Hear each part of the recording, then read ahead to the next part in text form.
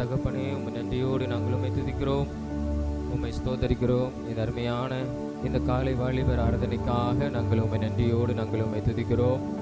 நீ நல்ல தேவனாய் எங்களோடு கூட நீர் இருக்கிறதற்காய் உமக்கு நன்றி அப்பா. உமக்கு ஸ்தோத்திரம். எல்லாவற்றிற்கும் நாங்கள் உம்மை மகிமைப்படுத்துகிறோம், நாங்கள் உம்மை ஸ்தோத்தரிக்கிறோம் அப்பா. இந்த அருமையான இந்த காலை வேளையை நீர் எங்களுக்கு ஆசீர்வதித்து தருவீராக. தொடர்ந்து உம்முடைய பிரசன்னம், உம்முடைய மகிமை, உம்முடைய ஆளுகை எங்களை அளவில்லாமல் நிறைப்பிருக்க வேண்டுமாய் நாங்கள் ஜெபிக்கிறோம். இயேசுவே உமக்கு ஸ்தோத்திரம், உமக்கு நன்றி அப்பா. தொடர்ந்து ஆண்டவரே உம்முடைய பிரசன்னம் எங்கள் மத்தியிலே அளவில்லாமல் இறங்கி வருவதாக. நீர் எங்களை ஆளுகை செய்ய வேண்டுமாய் நாங்கள் ஜெபிக்கிறோம். ஆண்டவரே, தொடக்கம் முதல் முடிவு வரை உம்முடைய பிரசன்ன மகிமை எங்களோடு கூட இருக்கட்டும். ஆண்டவரே, நீர் எங்களுக்கு ஆசீர்வாதத்தை நடத்தும். உம்முடைய கரங்களை ஒப்பு கொடுக்கிறோம். நீர் மாத்திரம் மகிமைப்படும். நீர் பெரிய காரியங்களை செய்யும். இயேசுவின் மூலம் ஜெபிக்கிறோம் ஜீவ நல்ல பிதாவே, ஆமென் ஆமென்.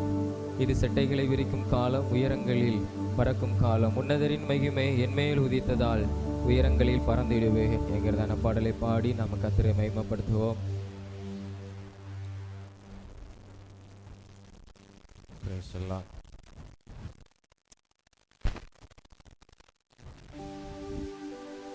இது செட்டைகளை விரிக்கும் காலம், உயரங்களில் பறக்கும் காலம். இது செட்டைகளை விரிக்கும் காலம், உயரங்களில் பறக்கும் காலம். உன்னதரின் மகிமை என் மேல் உதித்ததால் உயரங்களில் பறந்திடுவே. உன்னதரின் மகிமை என் மேல் உதித்ததால் உயரங்களில் பறந்திடுவே. மேலே உயிரே உயிரே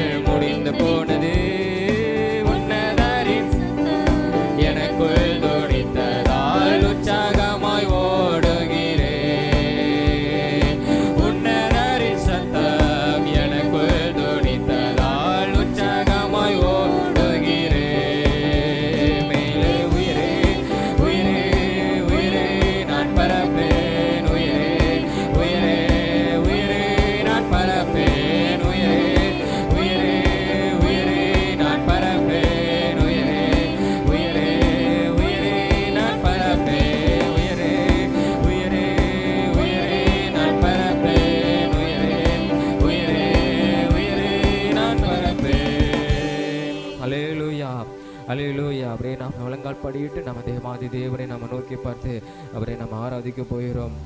கர்த்தர் நல்லவர். ஹல்லேலூயா ஹல்லேலூயா ஹல்லேலூயா. யெகோவா ஈரே உம்மை நன்றியோடு நாங்கள் உம்மை துதிக்கிறோம். உம்மை நாங்கள் நன்றியோடு உம்மை ஸ்தோத்தரிக்கிறோம். எங்கள் தேவையெல்லாம் அறிந்து கர்த்தர் நிறைவேற்றுகிற ஒரு தெய்வம். ஆண்டவரே உம்மை நன்றியோடு நாங்கள் உம்மை ஸ்தோத்தரிக்கிறோம் அப்பா. உம்மை நாங்கள் ஆராதிக்கிறோம் ஆண்டவரே. உம்மை நாங்கள் மகிமைப்படுத்துகிறோம். இந்த நேரத்தில் அப்பா நாங்கள் உயர்த்துகிறோம் ஆண்டவரே. ஹல்லேலூயா ஹல்லேலூயா ஹல்லேலூயா ஹல்லேலூயா ஹல்லேலூயா. என் சிறையிருப்ப நாட்களே ஹல்லேலூயா முடித்து போக செய்த தெய்வமே. ஹல்லேலூயா. என் சிறையிருப்பை திரும்ப பண்ணினவரே. ஹல்லேலூயா. அதிலிருந்து விடுதலை கொடுத்த தேவனே. ஹல்லேலூயா ஹல்லேலூயா. உமக்கு நன்றியோடு நாங்கள் உம்மை துதிக்கிறோம். உம்முடைய உன்னதரின் மகிமை எங்கள் மேலே பிரகாசிக்கிறதற்காய் உமக்கு நன்றி ஆண்டவரே. கர்த்தருடைய மகிமை எங்கள் மேலே பிரகாசிக்கிறதற்காய் உமக்கு நன்றி. ஹல்லேலூயா ஹல்லேலூயா. இயேசுவே உமக்கு நன்றி அப்பா. உம்மை நாங்கள் நன்றியோடு உம்மை ஸ்தோத்தரிக்கிறோம் ஆண்டவரே. ஹல்லேலூயா ஹல்லேலூயா ஹல்லேலூயா. யெகோவா என்னும் நாமமுள்ளோனே, எல் சடாய் நீர் என்றும் என்னோடே. யெகோவா இரு தேவைகள் சந்திப்பி, என் குறைகள் நிறைவாக்குவி. யெகோவா என்னும் நாமமுள்ளோனே, எல் சடாய் நீர் என்றும் என்னோடே. ஆமென்.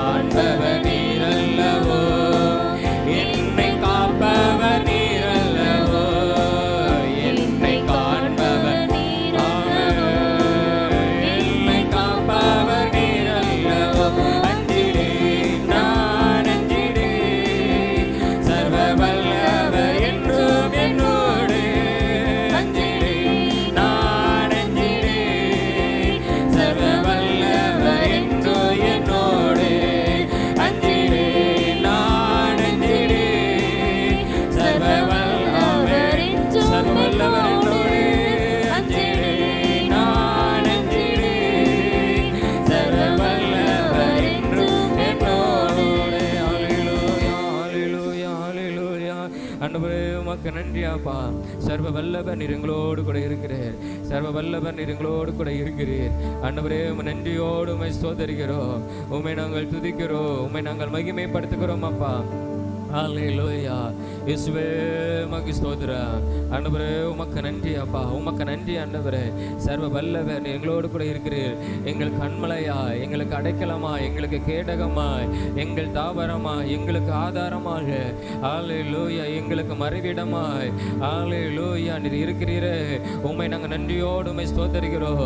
யெகோவா என்ற நாமம் உள்ள தேவா, ஹல்லேலூயா, நாங்கள் உம்மை மகிமைப்படுத்துகிறோம் ஆண்டவரே. உம்மை நாங்கள் நன்றியோடு உம்மை ஸ்தோத்தரிக்கிறோம். இந்த அருமையான ஆண்டவர் இந்த காலை வேளைக்காய் உமக்கு ஸ்தோத்திரம். எங்களோடு கூட இந்த மகிமைப்பட்டு கொண்டிருக்கிறதுக்காய் உமக்கு ஸ்தோத்திரம். இதையான ஒவ்வொரு பகுதியும் ஆவியானவர் பொறுப்பெடுத்துக் கொள்ள மாளிகை செய்யும். இயேசுவின் மூலம் ஜெபிக்கிறோம் ஜெப நல்ல பிதாவே.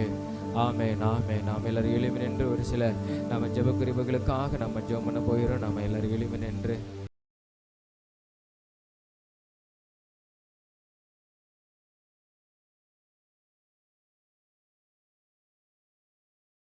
நம்ம எல்லாரும் கண்களை மூடி முதலாவதாக நம்முடைய தேசத்தின் பாதுகாப்புக்காக நம்ம ஜெபம் பண்ண போகிறோம். இந்த நாட்களிலே சகோதரம் கொரோனா அதிகமாய் பரவுதுன்னு சொல்லி நம்ம டிவியில் பார்க்கிறோம். கர்த்தர் நம்முடைய தேசத்தை அவர் பாதுகாத்துக் கொள்ளும்படியாக, நம்முடைய மாநிலத்தை பாதுகாத்துக் கொள்ளும்படியாக, நம்முடைய பட்டணத்தை அவர் பாதுகாத்துக் கொள்ளும்படியாக, நம்முடைய குடும்பத்தையும் நம்முடைய திருச்சபை கர்த்தர் பாதுகாத்துக் கொள்ளும்படியாக நாம் ஜெபம் பண்ணுவோம். சகோதரம் ஆண்டவரே, நன்றியோடு நாங்கள் துதிக்கிறோம். உம்மை ஸ்தோத்தரிக்கிறோம் அப்பா. ஆண்டவரை நோக்கி பார்த்து நாங்கள் கெஞ்சுகிறோம். ஆண்டவரை நோக்கி பார்த்து நாங்கள் கூப்பிடுகிறோம். ஆண்டவரே, எங்களுக்காக, எங்கள் தேசத்துக்காக ஆண்டவரே கர்த்தரே மனம் இறங்குவீராக. ஹல்லேலூயா. உமக்கு ஸ்தோத்திரம் ஆண்டவரே. வாரின் கூடாரத்தை அணுகாது, பொல்லாப்பவனுக்கு நேரிடாது என்று சொன்ன தேவா, ஆண்டவரே உமக்கு ஸ்தோத்திரம் ஆண்டவரே. எல்லா விதமான பாதைகள் இயேசுவின் நாமத்தால் எங்கள் தேசத்தை விட்டு, ஆண்டவரே எங்கள் குடும்பத்தை விட்டு, ஆண்டவரே கர்த்தரே அப்புறப்படுத்தி நீர் போடுவீராக. கர்த்தரே அப்புறப்படுத்தி நீர் போடுவீராக. இயேசு கிறிஸ்துவின் ரத்தம் ஆண்டவரே சோதரம் அப்பா எல்லா வாதைகளையும் ஆண்டவரே நிர்மலமாக்கி அழித்து கொடுப்பதாக. இயேசுவின் கழுவுள்ள கரம் ஒவ்வொருவரையும் தொட்டு சுகப்படுத்துவதாக. அப்பா உமக்கு நன்றி. இயேசுவே உமக்கு நன்றி. இயேசுவே உமக்கு நன்றி அப்பா. உம்மை நாங்கள் நன்றியோடு நாங்கள் உம்மை ஸ்தோத்தரிக்கிறோம். உம்மை நாங்கள் நன்றியோடு உம்மை துதிக்கிறோம். உம்மை ஸ்தோத்தரிக்கிறோம் ஆண்டவரே. எங்கள் பரிகாரியே உம்மை நாங்கள் ஸ்தோத்தரிக்கிறோம் அப்பா. ஆண்டவரே எல்லா விதமான வைரஸ் கிருமிகளை கர்த்தர் ஆண்டவரே நீர் அழித்துக் கொள்வீராக. உம்மால் ஆகும் ஆண்டவரே. ஹல்லேலூயா ஹல்லேலூயா ஹல்லேலூயா. ஆண்டவரே நீர் கட்டளையிட்டால் அது நெருக்கம். கர்த்தருடைய வல்லமை ஆண்டவரே, இயேசு கிறிஸ்துவின் வல்லமை, இயேசு கிறிஸ்துவின் இரத்தத்தின் வல்லமை, இயேசு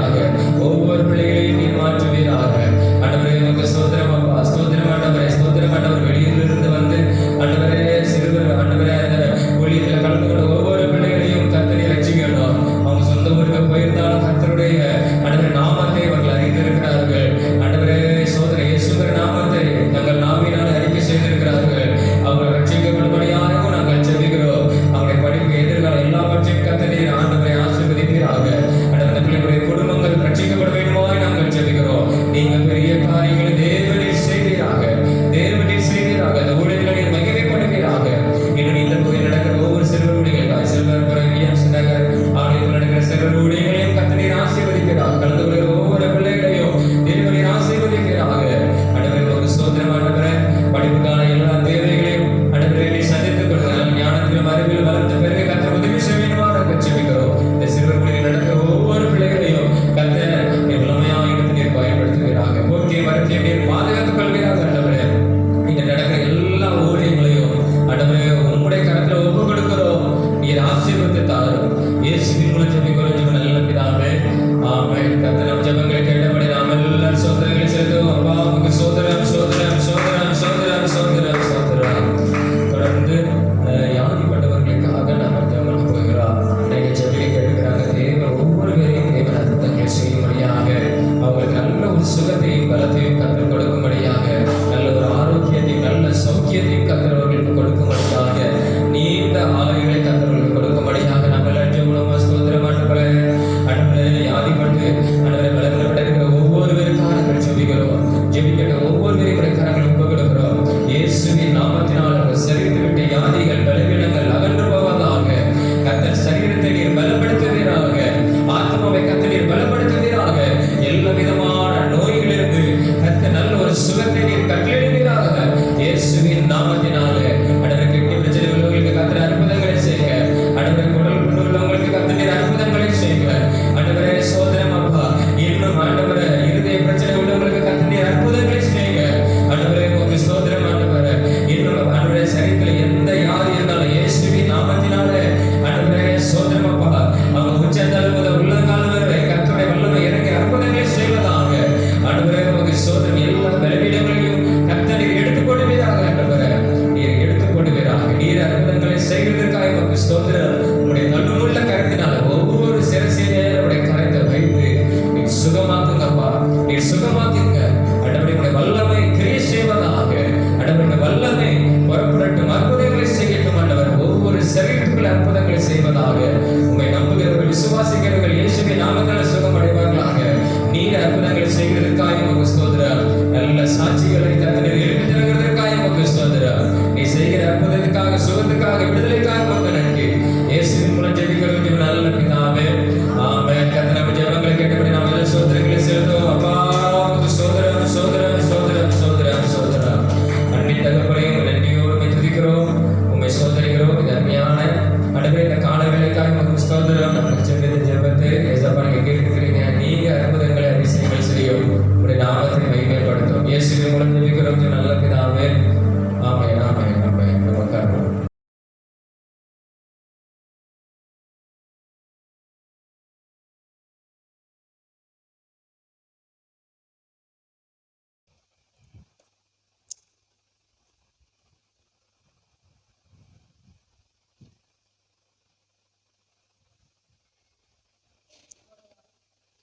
போடு. சரி, ஃபர்ஸ்ட் உள்ளது என்னன்னு சொல்லி பார்த்து கரெக்டாக சொல்லுங்க பார்ப்போம். நீங்கள் வாசித்த லூக்கா 5ஆம் அதிகாரத்திலிருந்து 10ஆம் அதிகாரம் வரை இது என்னதுன்னு நீங்கள் சொல்லுங்க பார்ப்போம். தெரிஞ்சவங்க கரங்களை உயர்த்தலாம்.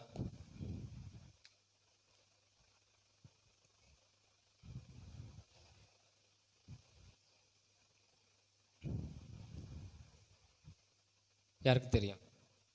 இது என்னதுன்னு தெரியுதா? ஃபஸ்ட்டு உள்ளது, ரெண்டாவது உள்ளது.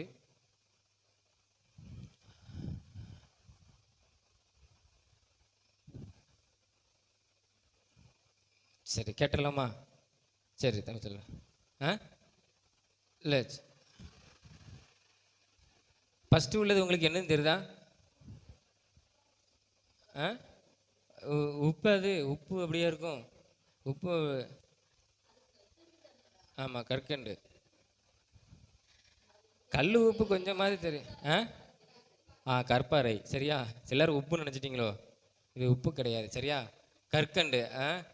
சரி சரியா? கற்பாறை அதுதான் அதுக்கு ஆன்சர். சரியா? சரி, ரெண்டாவது இது சொல்லுங்க பார்ப்போம். இது என்னன்னு சொல்லுங்க பார்ப்போம். இது ஒருவனுடைய பெயர். யாருக்கு தெரியும்? இது ஒருவனுடைய பெயர், ஒரு மனிதனுடைய பெயர். தெரிந்தவங்க 2 பேரா? நல்லா யோசித்து பாருங்கள், வாசித்துருந்தீங்கன்னா ஞாபகம் இருக்கும். 8ஆம் அதிகாரத்தில் இருக்குது லூக்கா. சரி, இப்போ கேட்டுருவா. உனக்கு தெரியுமா? நீ சொல்லு வயசில். நீ சொல்லு. லேகியோன். சரியா, லேகியோன் தான் சரியான பதில். சரியா, சரி, கரங்களை தட்டிக்காங்க. லேகியோன். இந்த மனிதன் எப்படிப்பட்டவனா இருந்தான் என்பது நம்மளுக்கு என்ன செய்யும்? ஆமாம், நம்மளுக்கு தெரியும், நம்ம சொல்லணும்னு அவசியம் இல்லை. சரி, கேள்வி பதில். சீமோன் பேதுருவின் கூட்டாளிகள் யார்? சரியா, நீங்கள் வாசித்த இந்த 5 அதிகாரத்துக்குள்ள 6 அதிகாரத்துக்குள்ள அதில் சீமோனின் கூட்டாளிகள் அப்படின்னு சொல்லி இயேசு கிறிஸ்துவே சொல்லியிருப்பார். சரியா, சீமோனின் கூட்டாளிகள் யார்? யாக்கோபு, யோவான், அந்திரேயா, ததேயு, பிலிப்பு, தோமா. சரியா, ரெண்டு பேர் சேர்ந்த, அது கம்மா போடாமல் இருக்கு. யாக்கோபு, யோவான், ரெண்டாவது அந்திரேயா, ததேயு, அப்புறம் பிலிப்பு, தோமா. இவர்கள் வந்து யார்? பேதுருவின் கூட்டாளிகள் அப்படிங்கிற வார்த்தை சொல்லப்பட்டிருக்குது. சரியா, அதில் அந்த 2 பேர் சொல்லியிருக்குது. யாருன்னு சொல்லுங்க பார்ப்போம். ஃபஸ்ட்டு உள்ளது யாக்கோபு, யோவான் அப்படிங்கிறவங்க கரங்களை உயர்த்துங்க. பேதுருவின் கூட்டாளிகள் யாக்கோபு, யோவான். சரி, ரெண்டாவது அந்திரேயா, ததேயு அப்படிங்கிறவங்க கரங்களை உயர்த்துங்க. அந்திரேயா, ததேயு. சரி, பிலிப்பு, தோமா. பிலிப்பு, தோமா யாராவது இருக்கீங்களா? 2 பேர். சரி, ரைட். சரி, இது வந்து இவங்க எல்லாருமே யார்? சீசர்கள். சரியா, இயேசுவுக்கு சீசரில் இருந்தாங்க. அதில் வந்து 6-7 பேர் மொத்தம் இருக்காங்க. சரி, 5 பேர் வெளியே இருக்காங்க. சரி, இதில் வந்து ஆன்சர் என்னன்னா யாக்கோபு, யோவான். சரியா, அந்த அவங்க 3 பேர் கரங்களை தட்டிக்கோங்க. யாக்கோபு, யோவான். ஏன்னா நீங்கள் இது வந்து நம்ம சிந்திக்காமலே பதில் சொல்லலாம். ஏன்னா இயேசு கிறிஸ்து இந்த 3 பேர் தான் எங்கே போனாலும் என்ன செய்வார்? கூட்டு போவார். பேதுரு, யாக்கோபு, யோவான். யாக்கோபு, யோவானும் அண்ணன் தம்பி இல்லையா? பேதுரு வந்து அவன் வேற. அப்போ இந்த 3 பேர் தான் எங்கே போவாங்க? மலைக்கு. இயேசு மலையில் ஏறினாலும் கூட போவாங்க. மறுரூபம் ஆறதையும் இவங்க தான் பார்த்தாங்க. பேதுரு வீட்டுக்குள்ளே போய் ஜெபம் பண்ணது அவங்க தான். அப்புறம் செத்து போன ஒரு சிறு பெண்ணை ஆண்டவர் உயிரோடு எழுப்பும்போது இந்த 3 பேர் தான் முக்கியமாக நினைச்சார். ஏன்னா இந்த 3 பேர் தான் இந்த 12 பேரில் நல்ல விசுவாசத்துலேயும் இயேசுவோடு கூட இருந்திருக்கிறாங்க. சரியா, சரி. எந்த ஊரின் 4வது எந்த ஊரின் வாலிபனை இயேசு உயிரோடு எழுப்பினார்? சரியா, ஒரு சம்பவம் வாசிப்பீங்களே, ஆண்டவர் பாடையை தொட்டார், வாலிபன் பிழைத்தான் அப்படிங்கிறத நீங்கள் வாசிச்சிருப்பீங்க. எந்த ஊரின் வாலிபனை இயேசு உயிரோடு எழுப்பினார்? கப்பர் நகும், நாயின், எருசலேம். இந்த 3ல் நீங்கள் எதை சொல்கிறீங்க? கப்பர் நகும் அப்படிங்கிறவங்க கரங்களை உயர்த்துங்க பார்ப்போம்.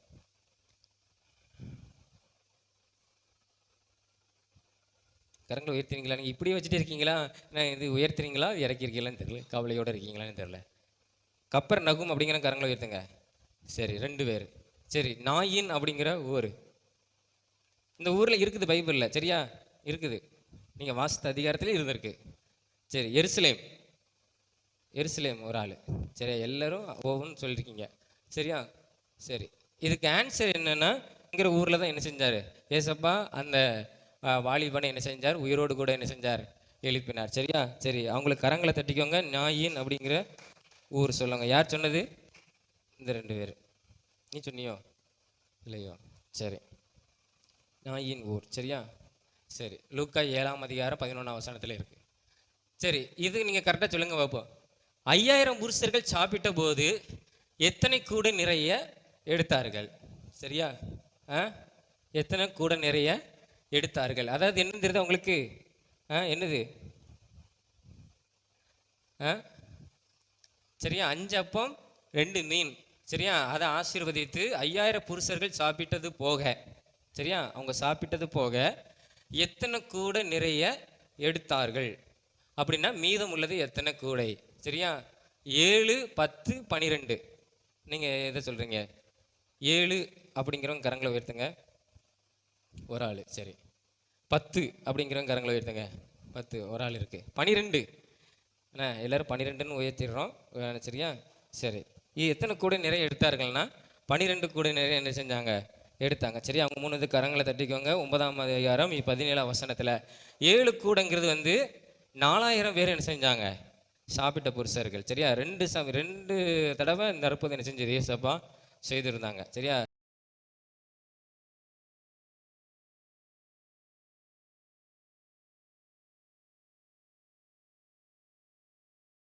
சரி, நேர கர்த்தருடைய வார்த்தை கடந்து போயிடுவோம். சங்கீதம் 122 அதிகாரம் 9வது வசனத்தை வாசிப்போம். சங்கீதம் 122 சங்கீதம் 9வது வசனம்.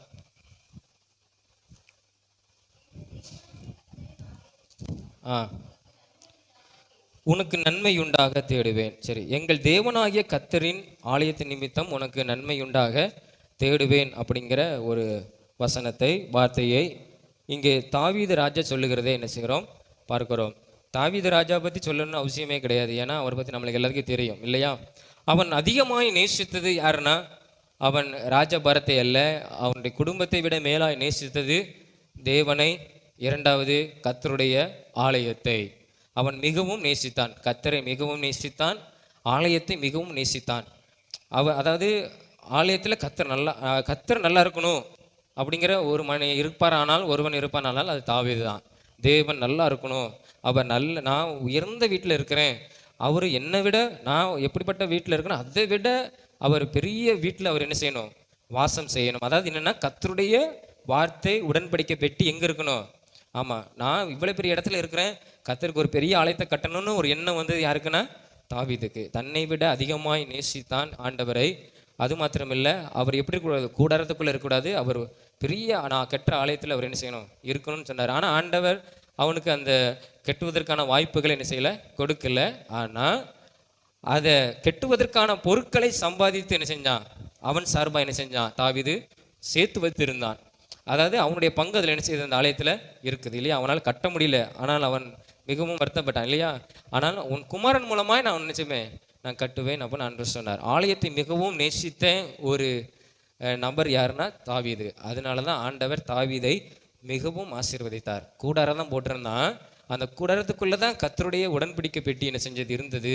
அது எப்படி திரும்ப இருந்தது, அவனுடைய சிங்காசனத்துக்கு முன்பாக என்ன செஞ்சது. அவன் வந்து சிங்காசனத்தில் உட்கார்ந்தான்னா அவன் நேர பார்க்கக்கூடியது என்னதுன்னா கர்த்தருடைய வார்த்தை, கர்த்தருடைய உடன்படிக்கை பெட்டி. அதனால ராஜாக்கள் என்ன செய்வாங்க, நியாயம் தீர்க்கும்போது அவன் அதை பார்க்கும்போது அவன் என்ன செய்ய முடியாது, தவறான நியாயம் தீர்ப்பு என்ன செய்ய முடியாது, சொல்ல முடியாது இல்லையா.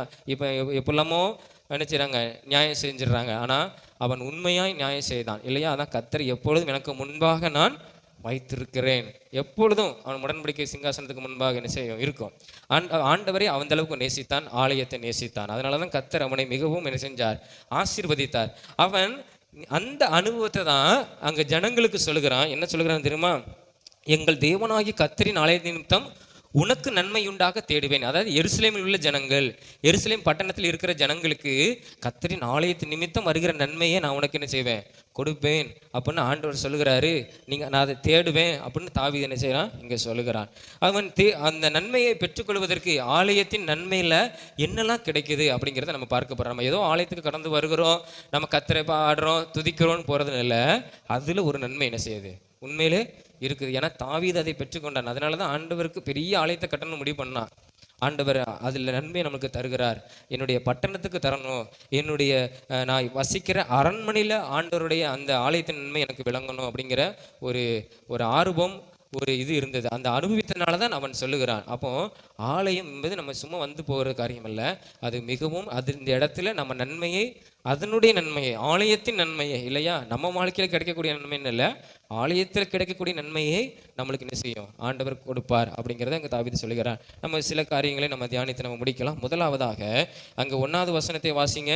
அந்த 122 சங்கீதம் 1வது வசனம், கர்த்தருடைய ஆலயத்திற்கு போவோம் வாருங்கள் என்று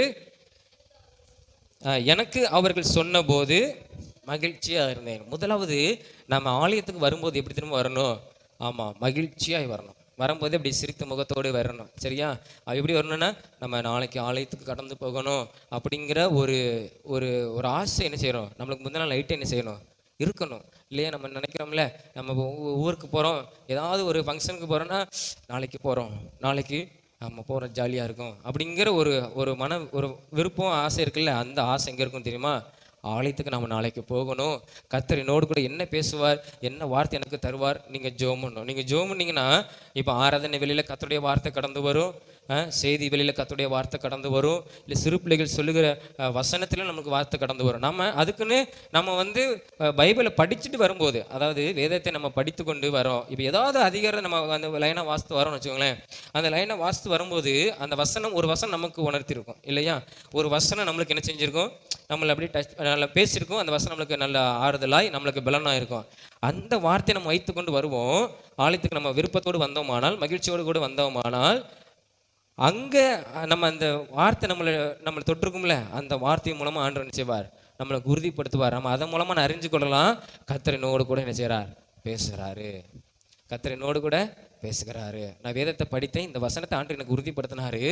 ஆனால் ஆலயத்துக்கு வரும்போது இந்த வார்த்தை என்னோட கூட என்ன செய்யுது, பேசுது. அப்போ கர்த்தர் என்னோடு கூட இருக்கிறாரு, என்னோடு கூட பேசுகிறாருங்கிற ஒரு நம்பிக்கை நம்மளுக்கு என்ன செய்யும், வரும். நீங்கள் நினைக்கிற ஆண்டவர் டைரெக்டாக வந்து நம்மக்கிட்ட பேசணும் அப்போ நம்ம நினைக்கிறோம் இல்லை. அப்போ நம்ம என்ன செய்யணும், வேதத்தை படிக்காமல் வந்தோம்னா அந்த வார்த்தை ஆண்டவர் நம்ம கூட பேசுகிறாரா பேசலையாங்கிறது என்ன செய்யாது, கிடைக்காது. ஆண்டவர் நம்மக்கிட்ட நம்மளுக்கு அந்த அறிய முடியாது. நம்ம வேதத்தை ஒவ்வொரு இந்த வாரம் நம்மளுக்கு 6 நாள், திங்கள் முதல் சனி வரை நம்ம என்ன செய்யணும், நல்லா என்ன செய்யணும், வேதத்தை படிக்கணும். வரிசையாக படித்து கொண்டே வரணும். ஒரு வார்த்தை உன்னோடு கூட பேசுவோம். அந்த வார்த்தை ஆலயத்தின் மூலமாக ஆண்டவர் நம்ம கூட என்ன செய்வார், பேசுவார். அப்போ நம்ம நைட்டு நம்ம சனிக்கிழமை இரவில் நம்ம நினைக்கணும், ஆண்டவர் என்னோடு கூட பேசுவார். ஏதாவது ஒரு வார்த்தை மூலமாக ஆண்டவர் அந்த வார்த்தையை உறுதிப்படுத்துங்க அப்படின்னு நம்ம எப்படி இருக்கணும், முந்தின நாள் நைட்டே நம்ம ஆயத்தமாகணும். ஐயோ நாளைக்கு காலையில் எழும்பி நம்ம வாலிபர் கூட்டுக்கு போகணும், அப்புறம் 10 மணி சர்வீஸ் இருக்குது, மதியம் தூங்குவோம், சாயந்தரம் புசுக்குன்னு என்ன செய்யணும், சண்டே ஓடிடும் அப்படின்னு நம்ம நினைக்கிறோம் இல்லையா? அப்போ நம்ம அப்படி நினைக்கக்கூடாது. நம்ம எப்படி நினைக்கணும், அந்த நாள் கர்த்தர் என்னோடு கூட எப்படி இடைப்பட போகிறார், என்ன எனக்கு பேச போகிறார், என்ன சொல்ல போகிறார், கர்த்தர் என்னோடு கூட இருக்கிறாரு, என்னோடு கூட பேசுகிறாரு அப்படிங்கிறத நாம் அறிந்து கொண்டு நம்ம என்ன செய்யணும், முந்தின நாளே அதுக்கு ஆயத்தமாகி நம்ம ஜெபம் பண்ணி நம்ம வருவோமானால், 6 நாள் வேதத்தை படித்து கொண்டு நம்ம வருவோமானால் கர்த்தர் நம்மோடு கூட என்ன செய்வார், பேசுவார். தாவீதோடு கூட கர்த்தர் என்ன செஞ்சார், அநேக நேரம் அவனோட கூட பேசினான். அவன் கூப்பிட்ட உடனே ஆண்டவர் பதில் கொடுத்த காரணம் என்ன தெரியுமா, அவன் தேவனோடு கூட என்ன செஞ்சான் இருந்தான். தேவன் ஒருபோதும் அவனை என்ன செய்யலை, விட்டு போகவில்லை. தான் சங்கீதத்தில் கூட வாசிக்கிறோம், என் தேவன் ஏன் என்னை கைவிட்டீர்னு சொல்லியிருக்கிறான். ஒரு வார்த்தை சங்கீதத்தில் வாசிக்கிறோம். தேவன் சொன்ன ஒரு முன் அடையாளம் தீர்க்க தரிசனமான வசனம். அப்போ அந்த அளவுக்கு தேவனோடு கூட இருந்த அந்த தாவீது அங்கே ஆலயத்துக்கு போவோம் என்று சொல்லும்போது எனக்கு எப்படி இருந்தது, நல்ல மகிழ்ச்சியாக என்ன செஞ்சது இருந்தது. முதலாவது ஆலயத்துக்கு வரும்போது எப்படி தெரியுமா, மகிழ்ச்சியோடு சந்தோஷத்தோடு நம்ம வரணும். நம்முடைய எவ்வளோ துக்கம் எவ்வளோ கவலைகள் எல்லாம் இருக்கும் நம்ம வாழ்க்கையில். நம்ம மனிதர்கள் தான், நம்ம வந்து பெரிய ஆள்லாம் கிடையாது. எவ்வளோ பெரிய கோடீஸ்வரனாக இருந்தாலும் சரி, எவ்வளோ பெரிய பணக்காரன் இருந்தாலும் சரி, அவன் வாழ்க்கையில் அவன் கேட்டது இஷ்டம்லாம் கிடைத்ததாலும் சரி, ஆனால் அவனுக்குன்னு ஒரு துக்கம் ஏதாவது ஒன்று இருக்கும். ஒரு மனிதர்கள் தானே. அப்போ அதெல்லாம் ஒதுக்கி வைத்துட்டு ஆண்டவரை தேட போகிறார், ஆண்டவர் என்னோட பேச போகிறார் அப்படிங்கிற ஒரு மனவாஞ்சையோடு கூட சந்தோஷத்தோட பாருங்கள். தாவீது சொல்லுகிறான், ஆலயத்துக்கு போவேன்னு சொன்ன உடனே எனக்கு ஒரு சந்தோஷம், நாளைக்கு கர்த்தரை ஆராதிக்க போகிறோம் இல்லையா? ஏன்னா ராஜாக்கெல்லாம் உடனே போய் ஆசரிப்புக்குள்ளே போக முடியாது. பிரதான ஆசிரியரை தவிர வேறு யார் அந்த நாட்களில், இப்போ நம்ம எல்லாரும் கர்த்தருடைய கிருபையினால் ஒரு ரத்தத்தினால் மீட்கப்பட்டனால உள்ளே வரோம். அந்த நாட்களில் உள்ளே கூட போக முடியாது. என்னது வெளியே தான் நிற்கணும். ஆசாரியன் என்ன வார்த்தை கொண்டு வர போகிறான், கர்த்தரோடு கூட உடன்படிக்கை பெட்டிகளை உள்ளே போய் அந்த லேவியன் அந்த பிரதான ஆசிரியன் உள்ளே போயிட்டு கர்த்தர் அவங்க கூட தான் பேசுவார். எல்லாரும் வெளியிருந்து காத்திருப்பாங்க ஜனங்கள்லாம், என்ன வார்த்தையை நம்மளுக்கு கொண்டு வரப்போகிறான். அந்த பிரதான ஆசாரியன் என்ன வார்த்தையை நம்ம இடத்துல சொல்ல போகிற, கர்த்தர் என்ன பேசுகிறான்னு எல்லாரும் அவங்கவுங்க வெளியே நின்று என்ன செய்வாங்க, கூடாரத்துக்கு வெளியே நின்று வாசல் நடையில் நின்று வார்த்தையை காத்து கொண்டு இருப்பாங்க. இன்றைக்கி நம்மளுக்கெல்லாம் அவ்வளவு பெரிய பாக்கியத்தை ஆண்டு கொடுத்துருக்கிறார், வேதத்தை என்ன செஞ்சுக்கிறார், கொடுத்துருக்கிறார். அப்போ மகிழ்ச்சியோடு கூட நம்ம ஆலயத்துக்கு நம்ம கடந்து வரும்போது கர்த்தர் நம்மளை எப்படி நடத்துகிற தெரியுமா, நம்ம எப்படி இருப்போம் தெரியுமா? அந்த 2ஆம் வசனம் 3ஆம் வசனம் வாசிங்க, அந்த 2-3. எருசலேமே உன் வாசல்களில் எங்கள் கால்கள் நிற்கலாயிற்று, எருசலேம் இசைவேனைப்பான நகரமாக என்ன செய்யுது, கட்டப்பட்டு இருக்கிறது. எப்படி தெரியுமா, நம்ம அந்த வாஞ்ச விருப்பம் நம்ம மகிழ்ச்சி இருந்ததுனால் நம்ம எங்கே வரும் தெரியுமா, அந்த நாளைக்கு எருசலேமில் இருந்தது. அப்போ நம்ம ஆலயத்துக்கு முன்பாக நம்ம என்ன செய்வோம், நம்முடைய கால் இந்த இடத்துல நிற்கும். அந்த விருப்பம் வாஞ்சை மகிழ்ச்சி இருந்ததானால், ஆலயத்தை குறித்ததான மகிழ்ச்சி இருந்ததுனால் நம்முடைய கால் எங்கே திரும்ப முதலாவது வந்து நிற்கும், ஆலயத்தில் வாசலில் என்ன செய்யும், நிற்கும். அது மாத்திரம் இல்லை, அவன் என்ன செய்யறான், புதிதாக நம்முடைய வாழ்க்கை என்ன செய்யப்படும், கட்டப்படும். அது தூய தமிழில் அந்த 3ஆவது வசனத்துக்கு சொல்லப்பட்டிருக்கிறது. அது தூய தமிழ் எப்படி திரும்ப சொல்லப்பட்டிருக்கிறது, இது புதிய எருசலேம் ஒரே நகரமாக இது மீண்டும் எனது கட்டி எழுப்பப்படுகிறது. அதாவது புதிய எருசலேமாய் மீண்டும் அது என்ன செய்யுது, கட்டி எழுப்ப படுகிறது. தாவீது எழுப்புகிறான், கட்டி எழுப்புகிறான். அப்போ நம்ம வாசல்ல, ஆலயத்தின் வாசல்ல நம்முடைய கால் நிற்கும்போது நம்முடைய வாழ்க்கை எப்படித்தமா இருக்கும்? புதிதாய் கட்டி எழுப்ப ஆண்டவர் நம்மளுக்கு என்ன செய்வார்? நம்மளுக்கு கிருபை செய்வார். நம்முடைய வாழ்க்கை என்ன செய்யப்படும்? புதிதாய் ஒவ்வொரு நாளும் என்ன செய்யும்? நம்மளுக்கு கட்டப்படும். அப்போ நம்ம ஆலயத்து மகிழ்ச்சியோடு வருகிற மாத்திரமும் இல்லை, நம்முடைய வாழ்க்கை என்ன செய்யப்படும்?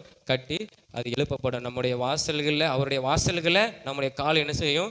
நிற்கும். மகிழ்ச்சியாக இருக்கிறவனுக்கு, துக்கமாக இருக்கிறவனுக்கு என்ன ஏது செய்யன்னு சொல்லி செருப்பு கலட்டும் போதே தெரிஞ்சிடும் அவன் எவ்வளோ வேகமாக என்ன செய்கிறான், ஆலயத்துக்குள்ளே வாரான் அப்படிங்கிற. சிலர் ஆலயத்துக்கு வந்தாலும் நினச்சிவாங்க தெரியுமா, செருப்பு கலட்டி போகிறேன்னு போட்டு அப்புறம் என்ன செய்வாங்க, அடி வெளியே ஒரு உலாவி பரிசுத்த ஆவியானவர் உள்ளே உலாவிட்டு இருப்பார்.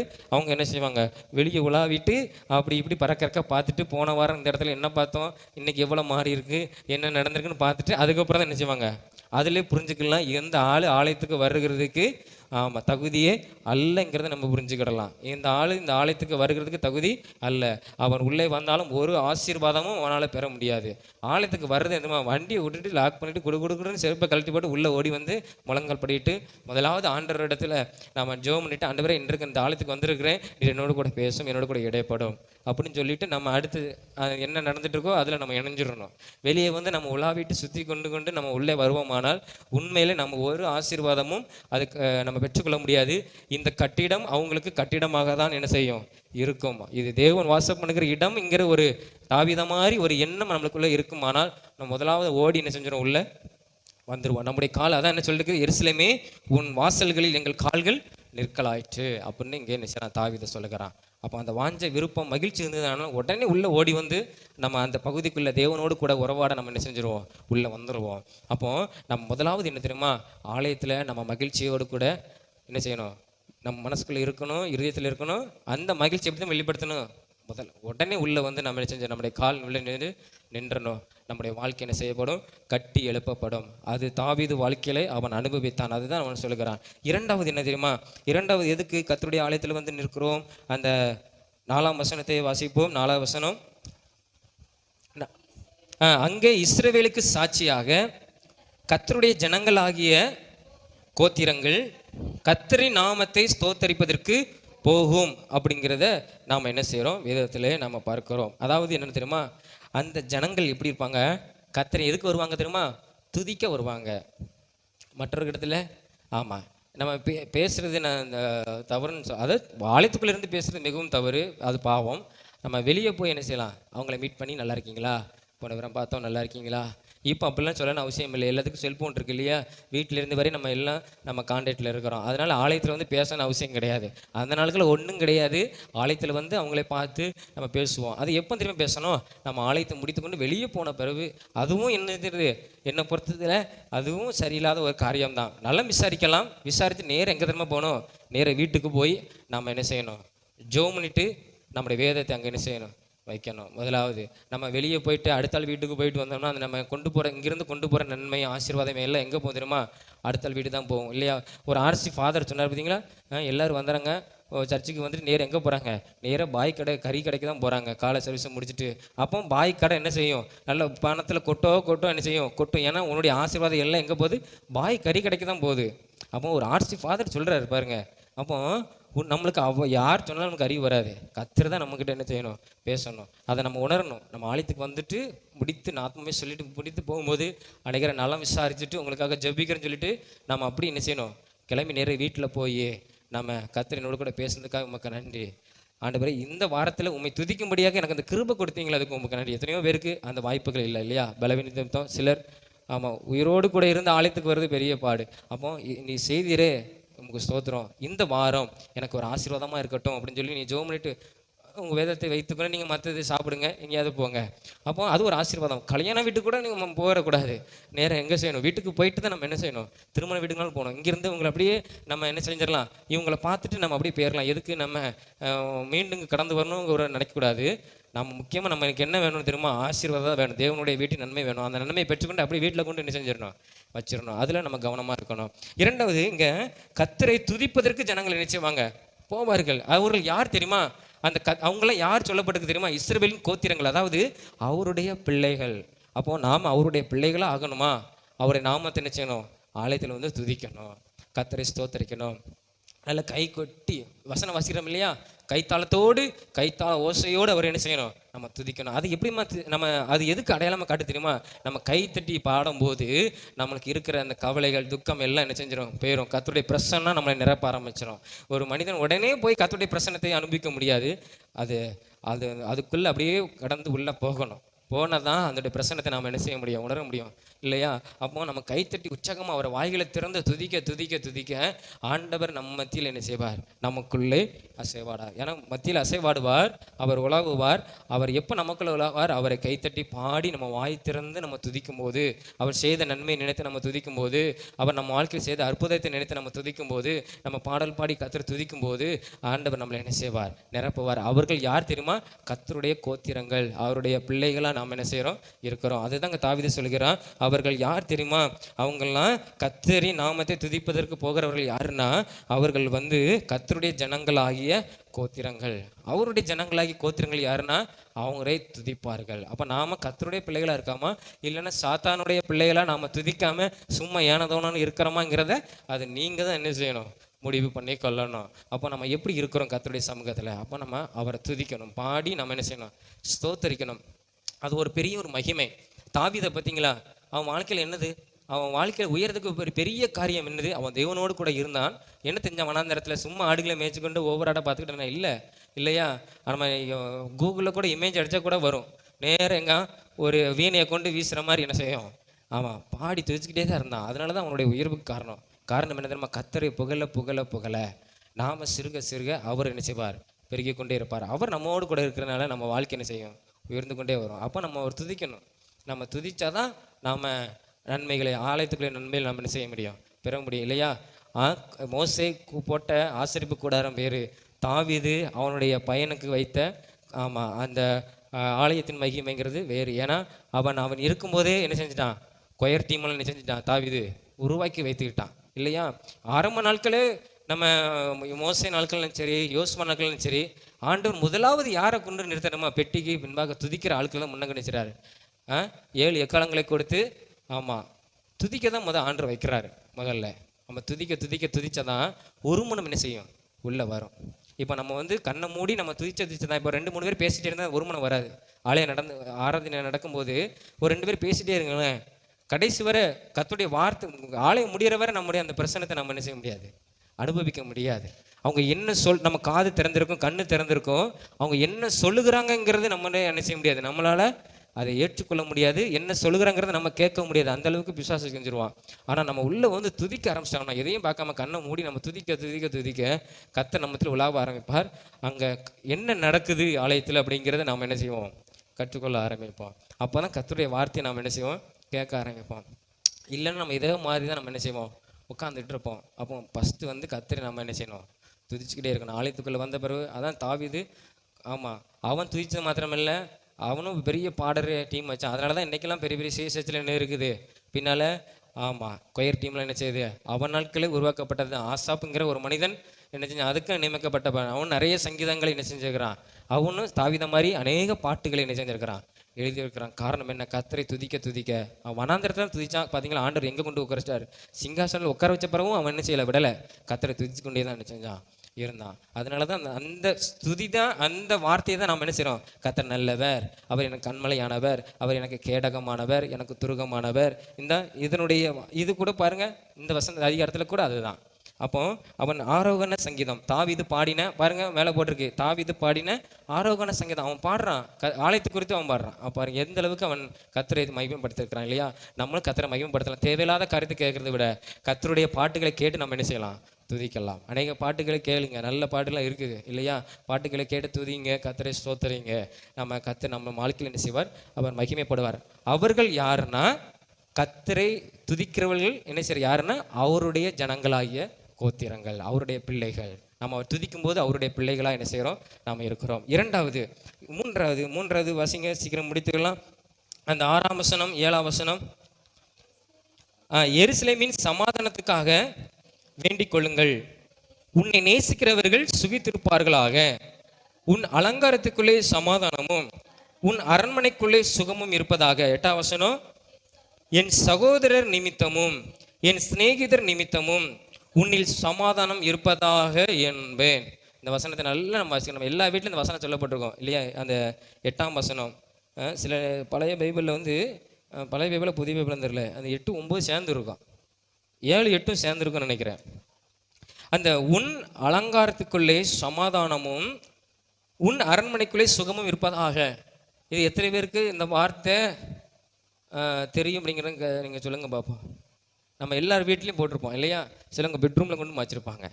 பெட்ரூமில் ஒரு வசனம், அப்புறம் வீட்டு வெளியே ஒரு வசனம். ஏன்னா உன் அலங்காரத்துக்குள்ளே, அப்புறம் உன் அரண்மனைக்குள்ளே. இங்கே தாவீது உணர்ந்து எழுதுகிறான் தெரியுமா? என்ன தெரியுமா எழுதுகிறான்? அது உன் அலங்காரத்துக்குள்ளேன்னா நம்ம வந்து நம்ம எரிகோ பட்டணம் என்ன சொல்லுவோம்? அலங்கம் இடிந்து விழிந்தது அப்படின்னு சொல்கிறோம் இல்லையா? எருசலேமே பட்டணத்தை சுற்றிலும் இருக்கிற அந்த அலங்கத்துக்குள்ள என்ன இருக்கணுமா?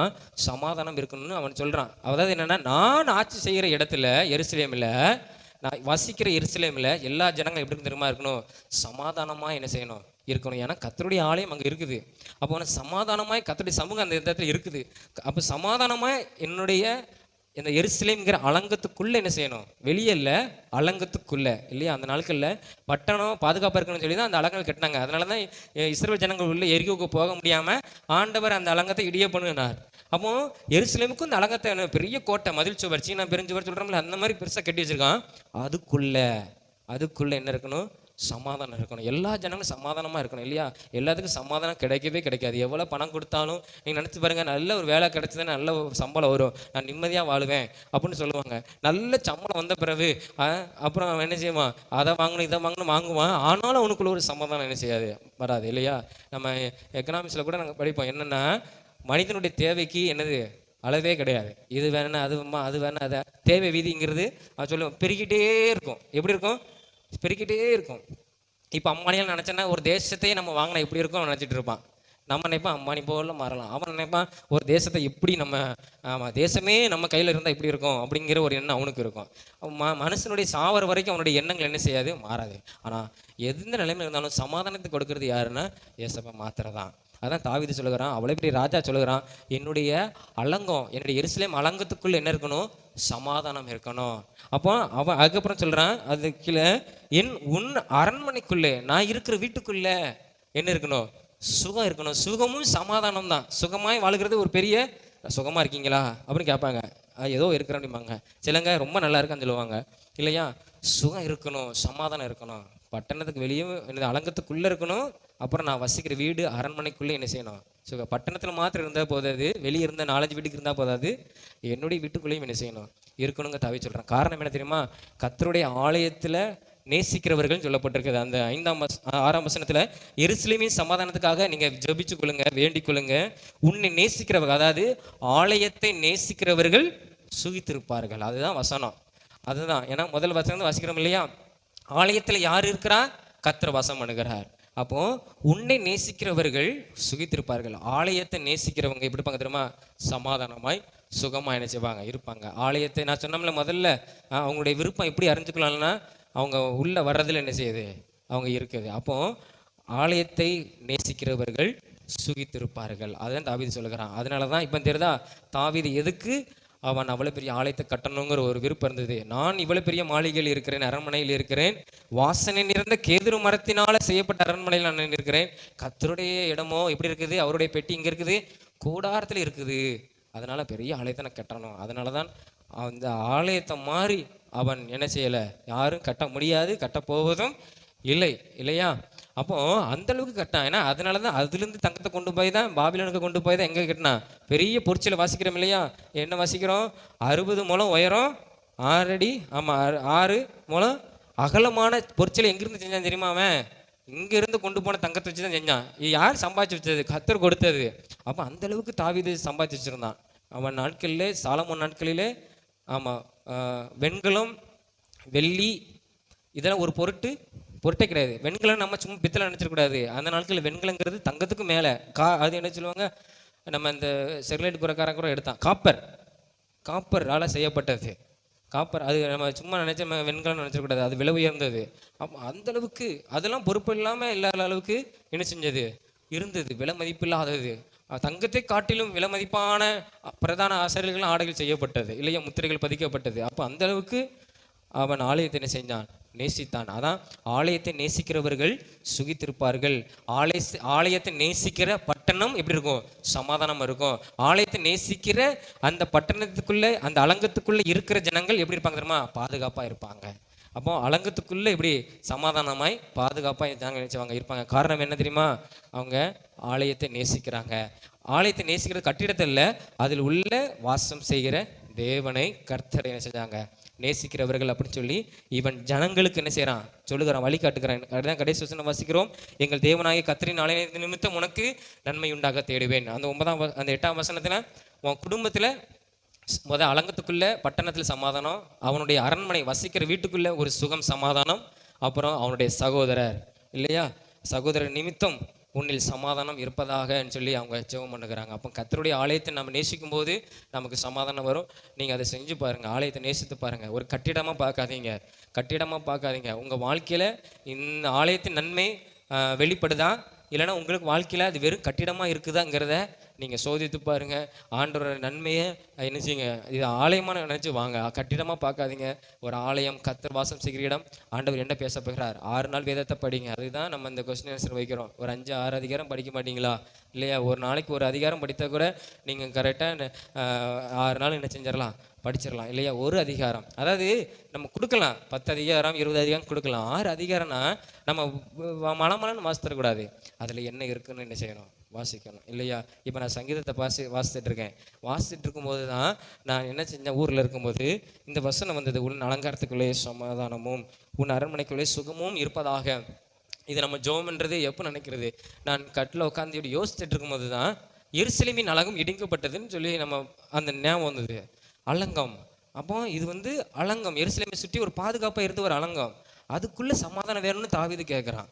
அப்புறம் அரண்மனை, அவன் இருந்த அரண்மனைக்குள்ளே என்ன இருக்கணும்? சுகம் இருக்கணும். என் வீட்டுக்குள்ளே சமாதானம் இருக்கணும், பட்டணத்தில் இல்லை. நான் இந்த ஆளுகை செய்கிற இந்த பட்டணத்தில் சமாதானம் இருக்கணும். அது மாத்திரமில்லை, என்னுடைய அரண்மனைக்குள்ளே என்ன செய்யணும்?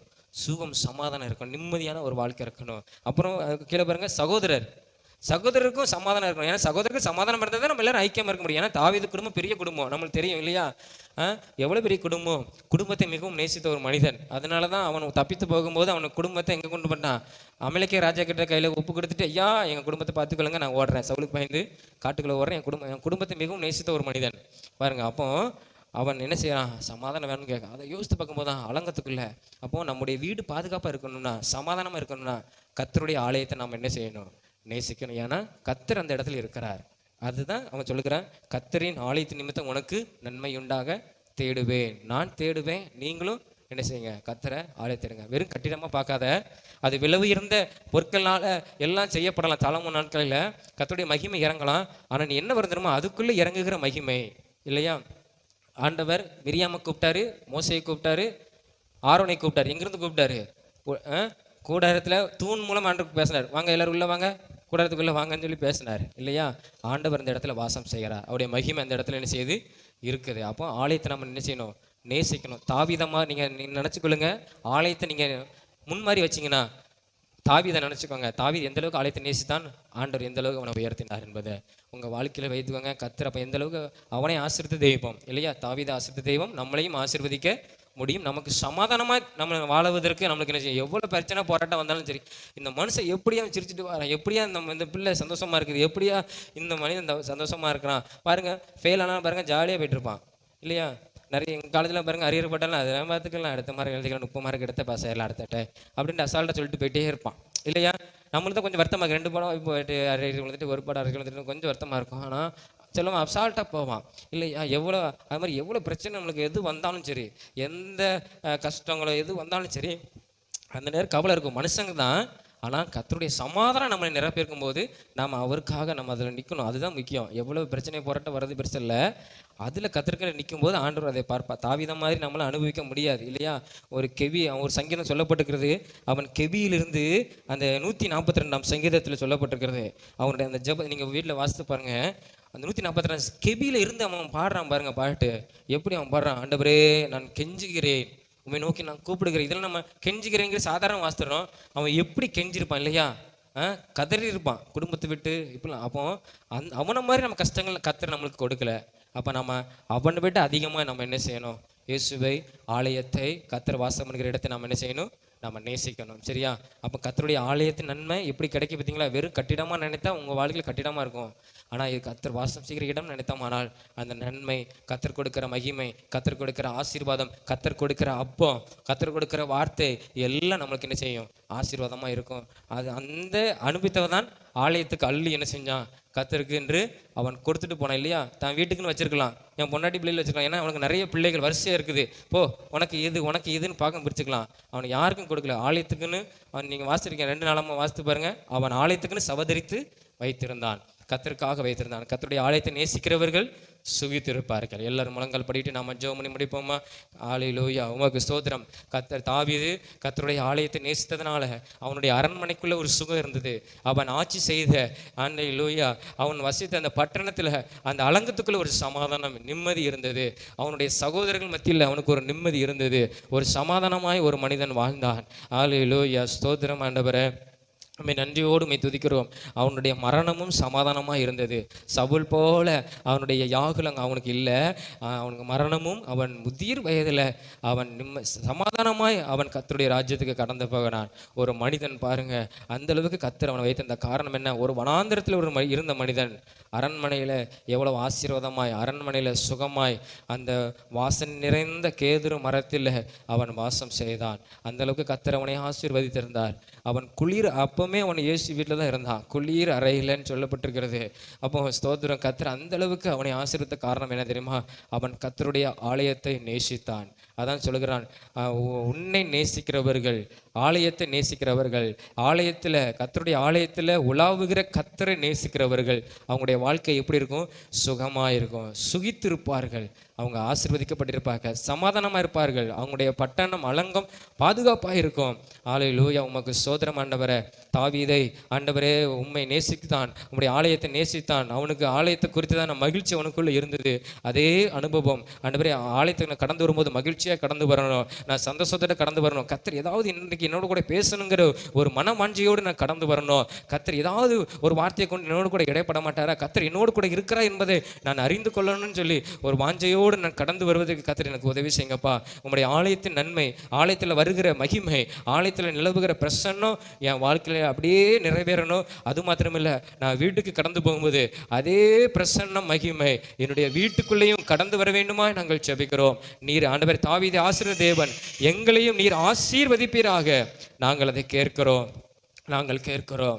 அந்த சமாதானம், சுகம், சந்தோஷம், பாதுகாப்பு எங்களுடைய அலங்கத்துக்குள்ள, எங்களுடைய அரண்மனைக்குள்ள இருப்பதாக. உம்முடைய ஆலயத்தின் மகிமை இருப்பதாக. உம்முடைய ஆலயத்தில் வருகிற சமாதானம் எங்களுக்குள்ளேயும் இருப்பதாக. நீர் எங்களுக்கு கொடுக்கிறதுக்காக உமக்கு ஸ்தோத்திரம். இந்த 122ஆம் சங்கீதத்தை தாவீது ஆண்டவரே மூலமாய் ஆண்டவரே நீர் கொடுத்த அந்த வார்த்தை, ஆண்டவரே உம்முடைய வேத வசனம் அது போய் சொல்வதில்லை. அந்த சங்கீதத்தில் இருக்கிற வசனத்தின் வார்த்தைகள் எங்கள் வாழ்க்கையிலே அப்படியே நிறைவேறுவதாக நாங்கள் கேட்கிறோம். அதற்கு நாங்கள் அர்ப்பணிக்கிறோம். உம்முடைய ஆலயத்தை நேசிக்க, உம்முடைய ஆலயத்துக்கு நாங்கள் சந்தோஷமாக மகிழ்ச்சியாக கடந்து வர, ஆலயத்தில் நாங்கள் ஆண்டவரே மனவிட்டு நாங்கள் உம்மை ஆராதிக்க கர்த்தர் எங்களுக்கு உதவி செய்யும். எங்களை மாற்றும். உம்முடைய நன்மையும் சமாதானமும் பாதுகாப்பும் சுகமும் எங்களுக்கு கிடைப்பதாக. இயேசுவின் மூலம் ஜெபிக்கிறோம் ஜீவன் நல்ல பிதாவே, ஆமென் ஆமென். நாம் எல்லாரும் எளிமை நின்று சங்கீதம் 103ஆம் அதிகாரம் 1ஆம் வசனம் முதல் 5ஆம் வசனம் வரை நாம் வாசித்து முடிப்போம். எல்லாரும் விசுவாசத்தோடு சொல்லுவோம், சேர்ந்து சொல்லுவோம். என் ஆத்துமாவே கர்த்தரை ஸ்தோத்திரி, என் முழுமே அவருடைய பரிசுத்த நாமத்தை ஸ்தோத்திரி. என் ஆத்மாவே கர்த்தரை ஸ்தோத்திரி, அவர் செய்த சகல உபகாரங்களையும் மறவாதே. அவர் உன் அக்கிரமங்களெல்லாம் மன்னித்து, உன் நோயிலெல்லாம் குணமாக்கி, உன் பிராணனை அழிவுக்கு விலக்கி மீட்டு, உன்னை கிருபையினாலும் இரக்கங்களாலும் முடிசூட்டி, நன்மையினால் உன் வாயை திருப்தியாக்குகிறார். கழுகு சமானமாய் உன் வயது திரும்ப வாழ வயது போலாகிறது. ஆமென். அல்லேலூயா, அல்லேலூயா, அல்லேலூயா. கர்த்தர் உங்களையும் நம்மையும் ஆசீர்வதிப்பார். ஆமென்.